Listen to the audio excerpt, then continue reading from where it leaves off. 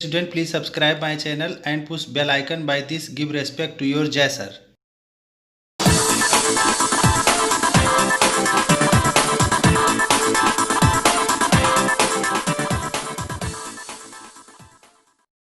My dear student and friend, नमस्कार। My name is JS Tiwari Jai sir. मैं video start करने से पहले आपको बताना चाहता हूं कि वीडियो को फुल स्क्रीन पर कर लीजिए और वीडियो को ध्यान से देखिए ताकि जो है एक भी लाइन मिस ना हो आपसे, क्योंकि अगर कोई भी लाइन मिस हो गई तो आपको समझ में नहीं आएगा। और वीडियो को फुल स्क्रीन पर कर लेने से सारे लेटर आपको साफ साफ दिखाई देंगे। और मैं आपसे निवेदन करना चाहता हूं कि जो चैनल पर नए हैं वो चैनल को सब्सक्राइब कर दें, लाइक और शेयर कर दीजिए, अच्छे कमेंट कर दीजिए। और जो चैनल को पहले से सब्सक्राइब किए हुए हैं वो लाइक, शेयर और अच्छे कमेंट कर दीजिए। Stability of completely filled and half filled subshell, हम लोग कंप्लीटली फिल्ड और हाफ फिल्ड सबसेल की स्टेबिलिटी इसमें देखेंगे। इस हेडिंग में हम लोग इसको डिटेल में पढ़ेंगे। The ground state electronic configuration of the atom of an element always correspond to the state of the lowest total electronic energy. जो ग्राउंड स्टेट का इलेक्ट्रॉनिक कॉन्फ़िगरेशन होता है किसी भी एलिमेंट के आइटम का, वो उसकी लोवेस्ट इलेक्ट्रॉनिक एनर्जी से संबंधित होता है। The electronic configuration of most of the items follow the basic rule. जो इलेक्ट्रॉनिक कॉन्फ़िगरेशन जितने भी आइटम्स हैं उनके लिए बात करें तो ये जो है लिखने के लिए बेसिक रूल को फॉलो किया जाता है, जो कि गिवन इन 2.6.5 इस हेडिंग में पीछे हम लोग पढ़ चुके हैं, वहां पर ये दिया हुआ है जो हमारे पिछले वीडियो में आप देख सकते हैं। However, in certain elements such as copper और क्रोमियम, कॉपर और क्रोमियम की बात करें, where the two subcells 4s and 3d, जो दो सबसेल्स हैं ये 4s और 3d differ slightly in their energy, इनके एनर्जी में बहुत कम अंतर होता है। तो इसके वजह से क्या होगा ये हम आपको यहां पर दिखा रहे हैं। यहां पर CR की बात करें तो ये जो है CR24 होता है, क्रोमियम 24। इसका इलेक्ट्रॉनिक कॉन्फ़िगरेशन लिखें तो 1s2 2s2 2p6 3s2 3p6 4s2 3d4 है कि 4s2 की एनर्जी कम है और 3d4 की एनर्जी ज़्यादा है, लेकिन इन दोनों के एनर्जी में बहुत कम डिफरेंस है, स्लाइटली डिफरेंस है। तो क्या होगा कि इलेक्ट्रॉन यहाँ से यहाँ शिफ्ट कर जाएंगे। इलेक्ट्रॉन यहाँ से यहाँ शिफ्ट करेंगे तो ये हो जाएगा 4s1 और ये हो जाएगा 3d4 के जगह पर 3d5 हो जाएगा। यहाँ पर 3d5 हो जाएगा। 1 2 3 4 5 इन सब में एक एक इलेक्ट्रॉन हो जाएंगे। तो ये बन गया 3d5। इससे क्या फायदा हुआ? इससे ये हुआ ये इलेक्ट्रॉन क्यों गया और इससे क्या फायदा हुआ? इससे ये हुआ कि ये हाफ फील्ड हो गए, ये सब में एक एक इलेक्ट्रॉन हो गया, ये हाफ फील्ड हो गए और इसी वजह से ये इलेक्ट्रॉन जो है ये हायर एनर्जी में चला गया, लेकिन इनके एनर्जी में डिफरेंस बहुत ज़्यादा नहीं था। क्या करने के लिए चला गया? इसको हाफ फील्ड बनाने के लिए चला गया। क्यों? क्योंकि हाफ फील्ड ऑर्बिटल और फुल फील्ड ऑर्बिटल मोर स्टेबल होते हैं। इस वजह से यहाँ इलेक्ट्रॉन का ट्रांसफर हो गया 4s2 से 3d4 की ओर चला गया, जिससे ये 4s1 और ये बन गया 3d5। इसी तरह से हम लोग कॉपर 29Cu इसमें अगर लिखें तो 1s2 2s2 2p6 3s2 3p6 4s2 3d9। अब यहाँ देखें कि 4s2 की एनर्जी कम है, 3d की ज़्यादा है, लेकिन एनर्जी में बहुत ज़्यादा डिफरेंस नहीं है। इस वजह से क्या होगा कि यहाँ का एक इलेक्ट्रॉन यहाँ चला जाएगा और ये बन जाएगा 4s1 और ये हो जाएगा 3d10। तो इससे क्या हो गया? ये कंप्लीटली फील्ड हो गया। तो यहाँ का इलेक्ट्रॉन क्यों ट्रांसफर हुआ? कंप्लीटली फील्ड करने के लिए। क्यों? क्योंकि completely filled or half filled orbital more stable होते हैं। इसी बात को यहाँ पर देखेंगे। An electron shifts from a subcell of lower energy 4s to a subshell of higher energy 3d। अभी आपने देखा कि वो लोअर एनर्जी का था 4s और वहां से वो 3D जो कि हायर एनर्जी था उसमें चला गया electron. Provided such a shift result in all orbital of the subshell of higher energy getting either completely filled or half filled. क्या करने के लिए चला गया? उसको कंप्लीटली फील्ड या हाफ फील्ड बनाने के लिए चला गया। क्यों? क्योंकि हाफ फील्ड और कंप्लीटली फील्ड मोर स्टेबल होते हैं, इसलिए ये जो है स्लाइटली बहुत हल्का एनर्जी का डिफरेंस था, इसलिए ऐसा वो चला गया वहां से। The balance electronic configuration of Cr and Cu, जो इसका बाहर का इलेक्ट्रॉनिक कॉन्फ़िगरेशन Cr और Cu का है, जैसा कि आपने देखा है देयर 4r 3d5 4s1, तो क्या बन गया इसका इलेक्ट्रॉन शिफ्ट होने से 3d5 4s1 बन गया एंड 3d10 4s1 रेस्पेक्टिवली। एक बार फिर से देखिए, ये इसको 4s2 से इलेक्ट्रॉन यहां हायर में गया, तो ये जब लिखेंगे इसको तो लिखेंगे कैसे? ऐसे लिखेंगे, इसको सेट करेंगे 1s2 2s2 2p6 3s2 3p6 और ये जो 3d4 वाला है जो कि बन गया 3d5, तो ये अंदर आ जाएगा 3d5 और ये 4s1 बाहर हो जाएगा। तो इस तरह से ये 1 वाले एक साथ हो गए और ये 2 वाले एक साथ हो गए और ये 3 वाले एक साथ हो गए और ये 4 वाला एक साथ हो गया।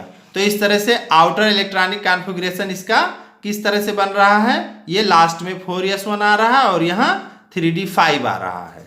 ऐसे इसमें देखें तो इसमें 1s2 2s2 2p6 3s2 3p6 4s2 3d9 था, यहाँ से 4s2 का इलेक्ट्रॉन चला गया 3d10 हो गया। लेकिन लिखेंगे कैसे इसको? इसको ऐसे लिखेंगे 1s2 2s2 2p6 3s2 3p6 और 3p6 के बाद ये 3d9 वाला हो गया 3d10 और यहाँ हो जाएगा 4s1। इसको ये हो गया 1s2 यहाँ 2 इलेक्ट्रॉन और ये हो जाएगा 2s2 2p6 एक साथ तो 8 इलेक्ट्रॉन और यहाँ हो जाएगा ये एक साथ, तो 10 6 16 और 2 18 एक साथ ये हो गया और यहाँ 1। तो इस तरह से इसका बाहर क्या बन गया? 3d10 4s1 respectively and not 3d4 4s2। ये 3d4 4s2 नहीं होगा एंड 3d9 4s2 इस तरह से भी नहीं होगा। It has been found that, ऐसा पाया गया है कि देयर इज एक्स्ट्रा स्टेबिलिटी, बहुत ज़्यादा स्टेबिलिटी हो जाएगी extra associated with these electronic configuration. अगर इस तरह से होता है इलेक्ट्रॉन ट्रांसफर करके 3d10 और 3d5 बन जाता है तो उसकी स्टेबिलिटी बढ़ जाती है, तो इसलिए ऐसा इलेक्ट्रॉन का ट्रांसफर हुआ था। Causes of stability of completely filled and half filled subshell, क्या कारण है कि कंप्लीटली फील्ड जो होते हैं और हाफ फील्ड जो सबसेल होते हैं उनकी स्टेबिलिटी जो है ज़्यादा होती है, उसका क्या कारण है हम लोग इस हेडिंग में पढ़ेंगे। The completely filled and completely half filled subshell are stable due to the following reason. क्या कारण है? उसमें नीचे पॉइंट्स में दिए हुए हैं। पहला कारण देखिए, symmetrical distribution of electron. Electron का जो डिस्ट्रीब्यूशन है वो सिमेट्रिकल है, देखने से ही पता चलता है कि सभी एक ही डायरेक्शन में है, सब ऊपर की ओर हैं। इन सब का जो डिस्ट्रीब्यूशन है वो सिमेट्रिकल है। यहाँ पर 2-3 बातें देखनी है। एक कि ये सभी 3D में है, सभी 3D में है और इन सब की एनर्जी क्या है? सेम है।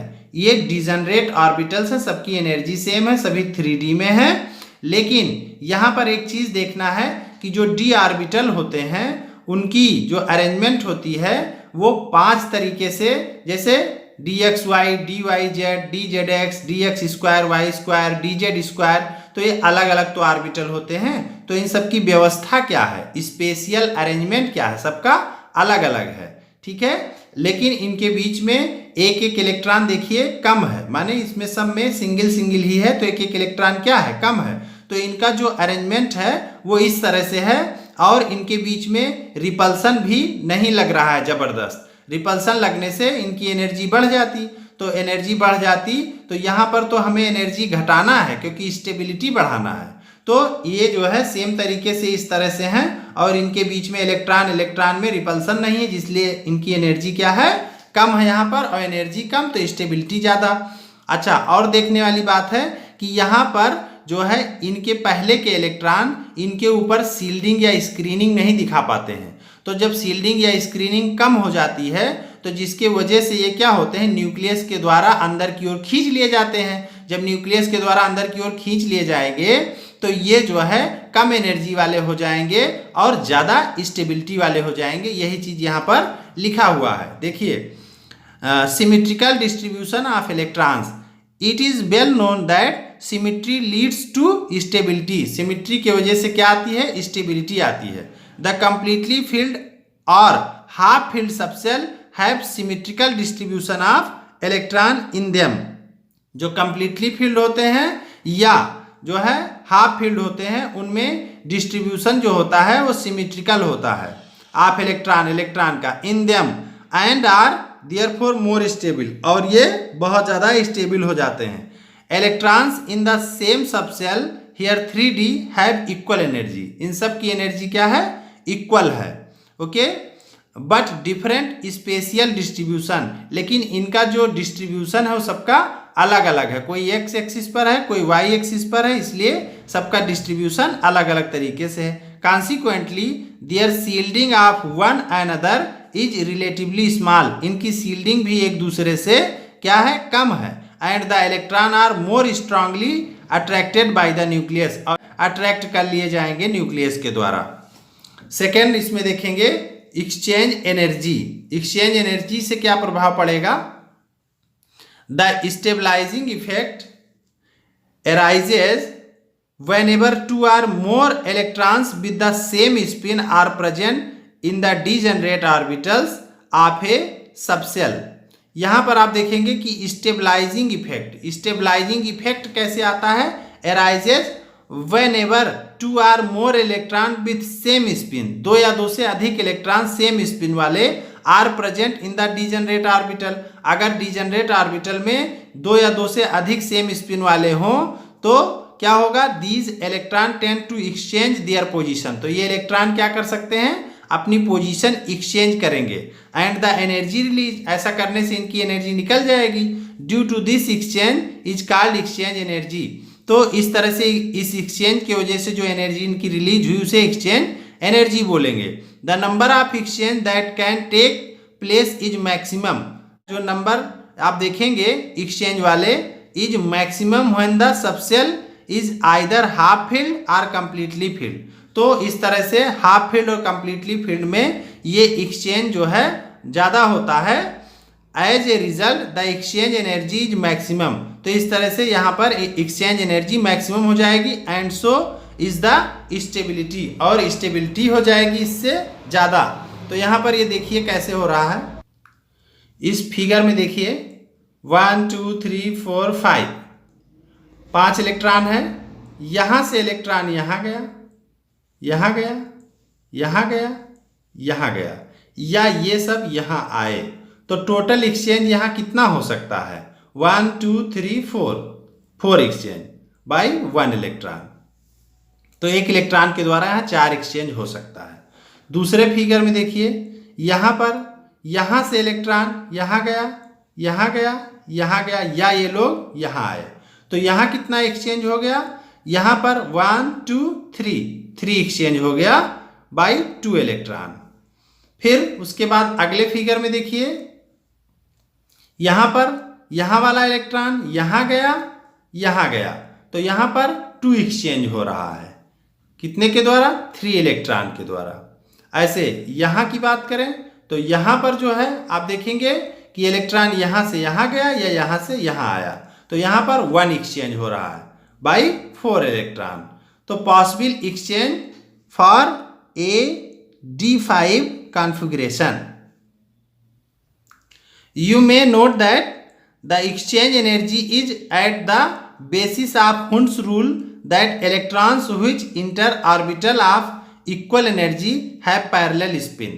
तो अगर वो इक्वल एनर्जी वाले हैं तो उनकी स्पिन क्या होनी चाहिए, हुंड्स रूल में पैरेलल होनी चाहिए। एज फार एज पॉसिबल, जितना संभव हो, माने कि पहले एक एक इलेक्ट्रॉन भरिए, ठीक है, उसके बाद पेयरिंग स्टार्ट करिए, ये हुंड्स रूल है। तो जितना संभव हो सबकी स्पिन क्या होनी चाहिए, पैरेलल होनी चाहिए। इन अदर वर्ड्स, दूसरे शब्दों में, the extra stability of half filled and completely filled subshell is due to, यहाँ शार्ट में लिख दिया गया है कि ये जो है हाफ फील्ड और कंप्लीटली फील्ड की स्टेबिलिटी कैसे आती है। तो फर्स्ट, रिलेटिवली स्मॉल शील्डिंग इसकी कम हो गई तो जो है स्टेबिलिटी बढ़ जाएगी, क्योंकि वो इलेक्ट्रॉन खींच लिए जाएंगे, कम एनर्जी वाले हो जाएंगे और उसकी स्टेबिलिटी बढ़ जाएगी। सेकेंड क्या है, स्मॉलर कूलाम्बिक रिपल्सन एनर्जी, अगर उनके बीच में रिपल्सन कम हुआ, ठीक है, तो रिपल्सन कम होने से वो न्यूक्लियस के पास रहेंगे और जो है उनकी स्टेबिलिटी बढ़ जाएगी। Third point, larger exchange energy अगर बढ़ गई तो भी जो है स्टेबिलिटी बढ़ जाएगी। Details about the exchange energy will be dealt with in higher classes, हम लोग इसको बड़े क्लासेस में डिटेल में पढ़ेंगे, यहाँ पर केवल इतना ही था।